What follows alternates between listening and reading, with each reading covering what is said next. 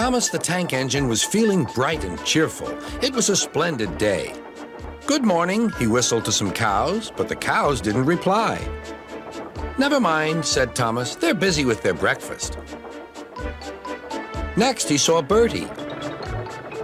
"Hello, Bertie. Care for a race today?" But all Bertie could say was, "Ouch! That's another hole in the road." "I'm sorry, Bertie," smiled Thomas. Thomas was still in good spirits when Bertie arrived at the next station. "Bad luck, Bertie. Now, if you were a steam engine, you would run on a pair of reliable rails." "Huh," replied Bertie. "The railway was supposed to deliver tar to mend the road 2 weeks ago. You can't trust a thing that runs on rails." "I run on rails. You can trust me, Bertie. I'll see if I can find out what's happened." And Thomas puffed away towards the big station.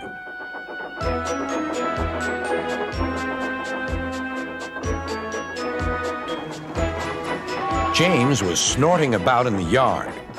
"It's too bad," he grumbled. "Percy goes to work at the harbor and I do his job. Here, there, and everywhere. Take that!" "Oh," groaned the freight cars. "Just you wait. We'll show you." Gordon laughed. "I'll tell you what, James. If you pretended to be ill everywhere, you couldn't shunt freight cars here or go to the quarry there, could you?" "What a good idea," agreed James. "Look, here comes Thomas. I'll start pretending now." Thomas was sorry to see the engines looking miserable. "Cheer up," he puffed. "It's a beautiful day." "Yes," grumbled Gordon, "but not for James." "What's the matter?" asked Thomas. "He's sick," replied Gordon. "Yes, he is. I mean, I am," stuttered James. "I don't feel well at all." "Don't worry," said Thomas kindly. "I'll help out if you're ill." Gordon and James snickered quietly to each other. Some of James's cars were coupled behind Thomas, and he steamed away to the quarry. The cars were still cross.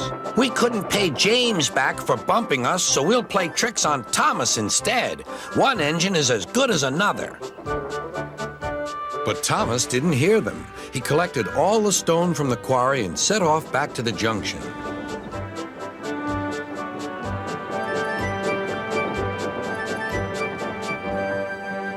Danger lay ahead.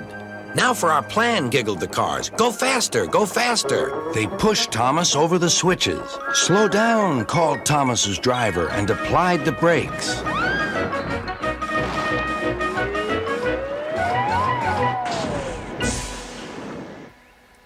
Poor Thomas stood dazed and surprised in a muddy pond as a toad eyed him suspiciously. "Bust my buffers," muttered Thomas. "The day started so well, too." Duck pulled away the cars, and Edward helped Thomas back to the junction. Suddenly, Thomas remembered the missing tar. He told Edward all about it. "That's strange," said Edward. "A car full of tar has been left at my station. That must be it. Driver will make sure it gets to Bertie now."